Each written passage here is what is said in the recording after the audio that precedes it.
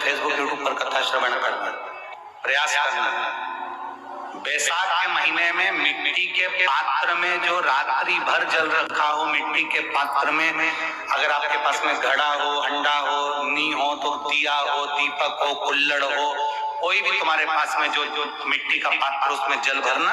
वो जल बैसाख के महीने की किसी भी सोमवार के दिन या किसी प्रदोष के दिन या बैसाख महीने के शिवरात्रि के दिन मिट्टी के पात्र का जल अपने घर के प्रत्येक व्यक्ति का स्पर्श कराकर उस मिट्टी के पात्र के जल को तांबे के पात्र में डाल लीजिए और घर के प्रत्येक व्यक्ति का स्पर्श करा लीजिए और शंकर भगवान पर कुंडकेश्वर महादेव के नाम से समर्पित करिए।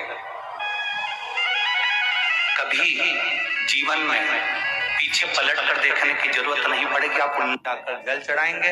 आप भी बना लो एक नियम कि बैसाख महीने की शिवरात्रि मुझे भी शंकर भगवान को अपने दिल की बात कहते हुए, अपने मन की बात कहते हुए, रोग मुक्ति के लिए, कार्य सिद्धि के लिए, धन वैभव संपदा के लिए, समृद्धि के लिए मुझे भी जल चढ़ा, मैं भी जल चढ़ा। एक लोटा पानी शिव जी को, उसमें बेलपत्र डालने के बाद उस जल को या कोई मिट्टी का सकोरा हो, बर्तन हो, घड़ा हो, कलश हो, उसमें भरा हुआ रखा हो, वो तांबे के पात्र में डाल लो, उसको ले जाकर चढ़ाओ। और एक और चीज का ध्यान रखना,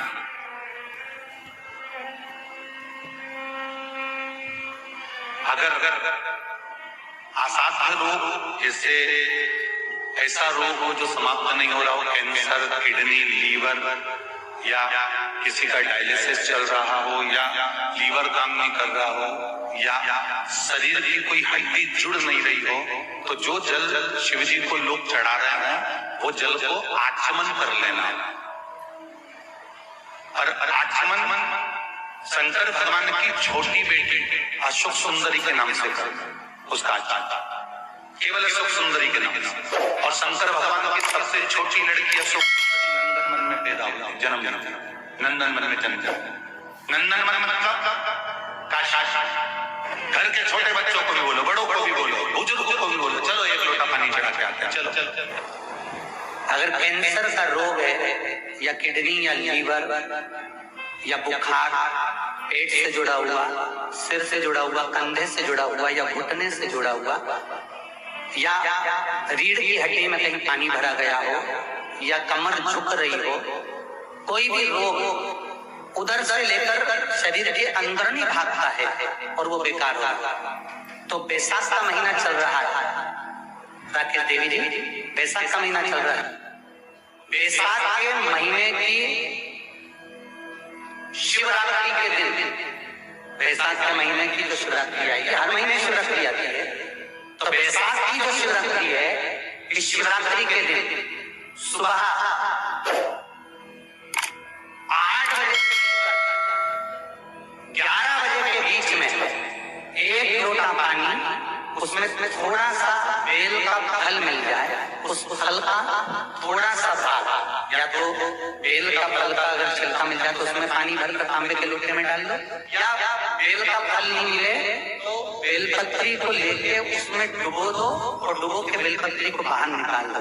वो पानी भगवान शंकर को शिवरात्रि के दिन, बैसाख महीने की जो शिवरात्रि है, बैसाख के महीने में प्रत्येक महीने शिवरात्रि आती है, बैसाख के महीने की शिवरात्रि के दिन सुबह 8 बजे से लेकर 11 बजे के बीच में शंकर भगवान को अपना रोग और बीमारी, शंकर भगवान को जल समर्पित कर जाए। बाबा पर विश्वास रखकर चढ़ाना, धीरे धीरे ठीक हो जाए। शिव भगवान शिव की सुबह के समय जाता है। और अगर बेलपत्री का पानी नहीं मिले तो मिट्टी के पात्र का पानी, आपको कथा में कहा, मिट्टी के पात्र का पानी वो भी शंकर भगवान को समर्पित कर सकते।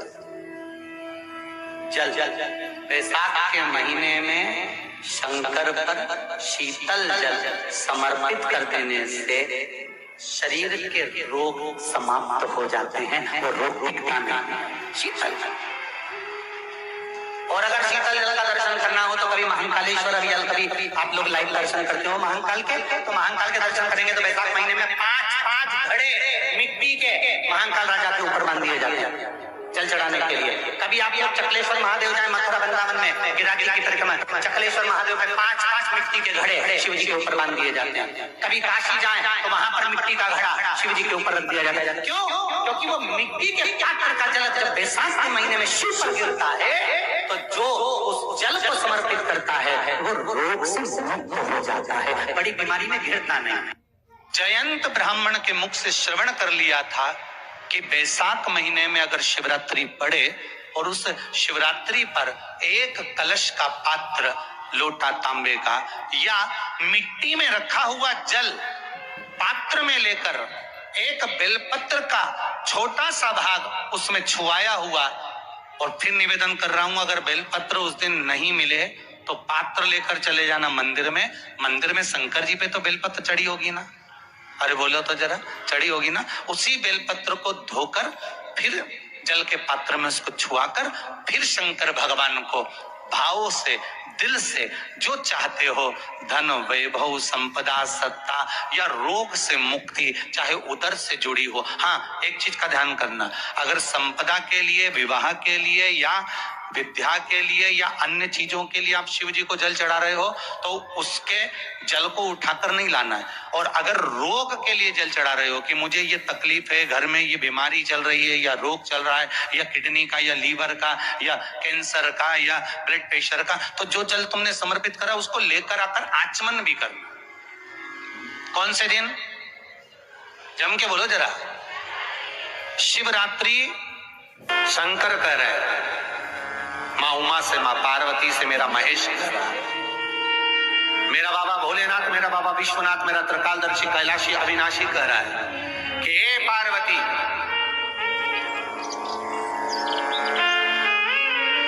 एक पीला, एक बेल जो मुझे समर्पित करता है और समर्पित करने के बाद उस बेल की महत्वता देखिए, जो बैसाख महीने में बाबा शंकर को जो चढ़ाया जाता है और 1000 अश्वमेध यज्ञ का पुण्य फल हम प्राप्त कर लेते, मात्र एक फल चढ़ाकर, मात्र एक फल चढ़ाकर। हे पार्वती, संसार का मनुष्य जब मुझे वो बेलपत्र समर्पित कर, वो बेल का फल समर्पित करता है, पार्वती वो फल जो मुझे चढ़ता है, फिर मैं भले नर्मदा के जल से निकला हुआ कंकर शंकर क्यों ना हूं, फिर चाहे मैं गंगा के जल से निकला हुआ कंकर शंकर क्यों ना हूं, चाहे फिर मैं यमुना के जल से निकला हुआ कंकर शंकर क्यों ना हूं, चाहे मैं सरयू के जल से निकला हुआ कंकर शंकर क्यों ना हूं, चाहे मंदाकिनी के जल से निकला हुआ कंकर शंकर क्यों ना हूं, हे पार्वती, फिर जो भी शिवलिंग पर वो बेल समर्पित होता है वो बेल उठाकर जीव अपने कार्य में ले सकता है। ये माँ उमा से कह रहा है। तो उस बेल की महत्वता जानेंगे। अब अपन उस बेल को जानने के लिए वापिस स्कंद पुराण में चले तो स्कंद पुराण में लिखा हुआ है कि जो बेल बैसाख के महीने में शंकर को चढ़ाया जाता है वो बेल का फल उठाकर रख लिया जाता है। बैसाख के महीने में उस चढ़े हुए, बाकी का आपको बेल का फल खाना हो तो बात दूसरी, पर चढ़ा हुआ जो बेल का फल है वो पूरा बैसाख नहीं खाना। बैसाख के बाद में अगला जो महीना आए उस महीने के अंदर उस फल के अंदर का गुर्दा निकालकर उसको सुखा लीजिए और सुखाकर जिस व्यक्ति को पत्थरी की बीमारी हो और जिस व्यक्ति को पेट में बहुत भोजन पचता ही नहीं है, पूरा शरीर पाचन क्रिया बेकार हो गई, उस व्यक्ति को केवल 7 दिन तक शंकर पर चढ़ा हुआ वो बेलपत्र प्रदान कर दीजिए, पत्थरी भी बाहर और पाचन क्रिया भी ठीक, जिंदगी भर तकलीफ नहीं। उस बैसाख में उस फल की इतनी महत्वता बाबा भोलेनाथ स्कंद पुराण, लिंग पुराण, नर्मदा पुराण, पद्म पुराण के अंतर्गत, शिव महापुराण के अंतर्गत वर्णन कर, उसकी महत्वता है। वो बेल का फल साधारण नहीं हो सकता। अब मंदार का जो पुष्प होता है, आंकड़े का जो फूल होता है, एक सफेद कलर का भी होता है और एक गुलाबी कलर का भी होता है, देखा है आप लोगों ने? बोलो, जम के बोलो, देखा है ना? गुलाबी कलर का जो पुष्प होता है वो आप मंदार का, आंकड़े का जो गुलाबी कलर का पुष्प होता है आप टीवी पे देख रहे होंगे, एक सफेद देख रहे होंगे, एक मंदार का गुलाबी फूल, नीला कलर का फूल देख रहे होंगे। जो नीला कलर का जो पुष्प होता है, गुलाबी कलर का जो आंकड़े का फूल होता है, प्रयास करना जब किसी विषम परिस्थिति में फंस गए, विषम परिस्थिति, जब आपको लग रहा है कि मुझे बहुत भय लग रहा है, कुछ बुरा होने वाला। आपको लग रहा है आज मेरी उल्टी आंख बहुत फड़क रही है, कुछ गड़बड़ होने वाला। आपको लग रहा है मेरी सीधी आंख फड़क रही, कुछ गड़बड़ होने वाला। तब केवल वो नीला जो गुलाबी पुष्प है मंदार का, उसको कहीं से लाकर शिवालय में अशोक सुंदरी वाली जगह पर स्पर्श कर कर शिवलिंग पर आप चढ़ा दीजिए। आपकी विषम परिस्थिति कैसी भी होगी वो रास्ता बनाकर बाहर निकल जाएगी। आपको फंसना नहीं, परेशान मंदार आंकड़ा, सफेद आंकड़े का पुष्प भी भगवान शिव को समर्पित होकर, जैसे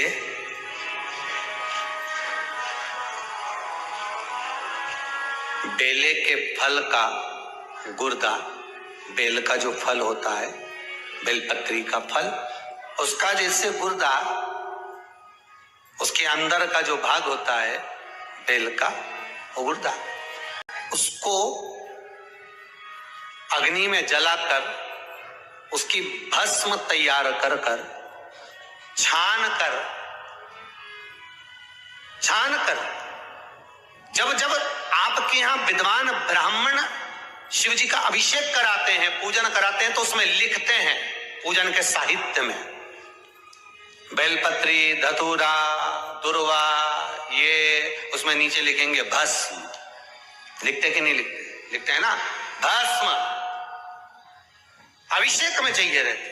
तब उस भस्म का थोड़ा सा भी भाग आप अगर शिव को समर्पित कर रहे हो तो ये जान लें कि शंकर मनवांछित फल प्रदान कर रहे हैं। शिव फल प्रदान कर रहे हैं।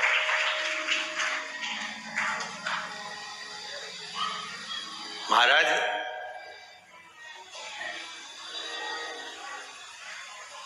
बेलपत्री के वृक्ष के नीचे बैठकर